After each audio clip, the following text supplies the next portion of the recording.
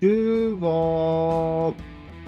The 2025 Jacksonville Jaguars were one of the NFL's best stories. A dramatic turnaround fueled by a franchise-altering draft move, strong coaching, and balanced production across the offense, defense, and special teams.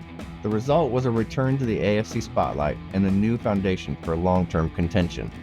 Continuity became a defining advantage. Jacksonville was one of just 8 teams to retain its core coaching staff: head coach, offensive coordinator, and defensive coordinator, providing rare stability heading into 2026. The turnaround was staggering. After a 4-13 collapse the year before, the Jaguars roared back to finish 13-4, win the AFC South, and return to the postseason for the first time since 2022, while producing a long list of fantasy-relevant players along the way. The story of their season began long before Week 1. Jacksonville made headlines with a blockbuster draft trade to select Travis Hunter, the Heisman-winning two-way phenom. Travis Hunter entered drafts as one of the most fascinating and polarizing fantasy bets on the board. His two-way profile drew massive attention, and plenty of leagues even tweaked scoring to account for the defensive stats he could theoretically provide.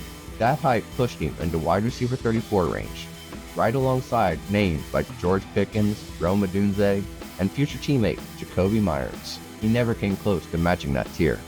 Hunter proved to be a low-end, inconsistent fantasy option before a season-ending knee injury cut things short. Production never stabilized, and the workload never justified where he was going in a lot of fantasy drafts, between rounds 2 and 5. A reminder that the talent was never the issue, but the role simply never materialized the way drafters had hoped. He closed the year with 28 receptions, 298 yards, and 1 touchdown, totaling 63.8 fantasy points in PPR leagues, a steep drop from where he was being selected. His two-way usage, while electric in real football, made it nearly impossible for him to deliver reliable fantasy value. It ultimately left Bennett holding a player whose role was far more exciting on paper than it was productive on Sundays. Obi-Wan Kenobi and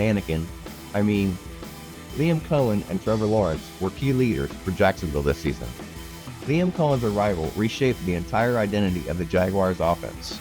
In his first year as head coach, he became the first coach in NFL history to inherit a 4-win team and deliver a 12-win season in year 1. The transformation was immediate and dramatic. Jacksonville scored 474 points, the 6th most in the NFL, powered by Trevor Lawrence's surpassing 4,000 passing yards and Travis Etienne clearing 1,100 rushing yards. The turnaround wasn't just coaching.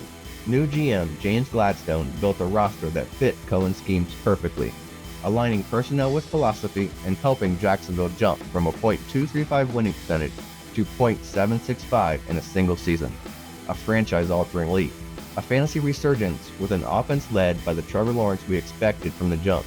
Trevor Lawrence delivered his best fantasy season since 2022, finishing as QB4 with 353.2 fantasy points, while throwing for 4,007 yards and 29 touchdowns. It was a dramatic rebound from his QB26 finish in 2024, restoring his status as a top-tier fantasy quarterback. Through Week 12, Lawrence had only 3 games with a QBR over 90, struggling to find rhythm in a new system. But everything flipped down the stretch. From Week 13 onward, he posted just 2 games with a QBR under 105.4, including the playoff loss to Buffalo, and cut his interceptions from 11 in the first half of the season to just 1 entering the postseason. That surge pushed him to 7th among all NFL quarterbacks in efficiency. After the slow start, Lawrence caught fire, setting career highs in passing touchdowns at 29 and total touchdowns with 38. He recorded 2 or more touchdowns in 8 straight games, the longest streak in franchise history. Week 15 against the Jets became the defining moment of his resurgence. Lawrence became the first player in NFL history to record 300-plus passing yards, 50-plus rushing yards, 5 passing touchdowns, and 1 rushing touchdown in a single game, a fantasy masterpiece that swung entire playoff brackets. Travis Etienne was reliable, explosive, and now a free agent.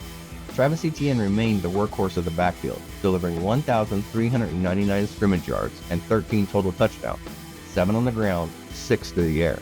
His consistency kept him firmly in running back 1 territory, finishing as RB10 with 253.9 fantasy points in PPR leagues. Week 15 was his signature moment, mirroring Lawrence's eruption as he caught 3 receiving touchdowns in the 48-20 dismantling of the Jets. It was the kind of late-season spike that swung playoff matchups and reminded everyone of his elite dual threat ceiling. Now the storyline shifts. Etienne enters the offseason as a pending free agent, and Jacksonville is not expected to use the franchise tag per ESPN reporting. That opens the door to a potentially major change of scenery in 2026, and a massive ripple effect for fantasy backfields. If Etienne moves on, Bayshaw Tootin becomes the name to circle. The rookie flashed real juice and limited work, forcing 19 missed tackles on just 83 carries, a top-tier rate for a rotational back. He finished with 89.6 fantasy points and 7 total touchdowns, landing at RB43 despite a modest workload. Tootin's blend of contact balance, burst, and a red zone efficiency positions him as the early favorite to inherit a much larger role. If Etienne departs, Tootin instantly becomes one of the most intriguing breakout candidates for 2026 drafts. The receiving room was full of breakouts and setbacks. Brian Thomas Jr. hit a major sophomore wall, a sharp contrast to his wide receiver 4 finish as a rookie in 2024. Fantasy managers drafted him aggressively with an ADP of wide receiver 8 around pick 14, often taking him a full round or two ahead of players like JSN and Ted McMillan, both of whom became standouts this season. The gap between expectation and reality couldn't have been wider. Thomas's production collapsed to 138.8 fantasy points, dropping him outside the top 40 and placing him well behind teammate Parker Washington with 172.7 and Jacoby Myers, who had 176.8, who arrived mid-season and immediately carved out a reliable role. Thomas's yardage cratered from 1,282 yards as a rookie to just 707, and the explosive downfield presence he showed in year 1 never resurfaced. Brenton Strange emerged as a viable streaming option and one of the steadier contributors in a passing game that dealt with both breakouts and setbacks. He finished as a tight end 18 with 118 fantasy points, giving managers dependable mid-tier production in a season where tight ends outside the elite tier were volatile. Strange jumped from 24.2 yards per game last season to 45 yards per game this season, ranking tight end 14 in yards per game, despite playing only 12 games. Taking over as a full-time tight end, he totaled 540 receiving yards and 3 touchdowns, paired with a sharp 76.6 catch rate and a consistent 5 targets per game.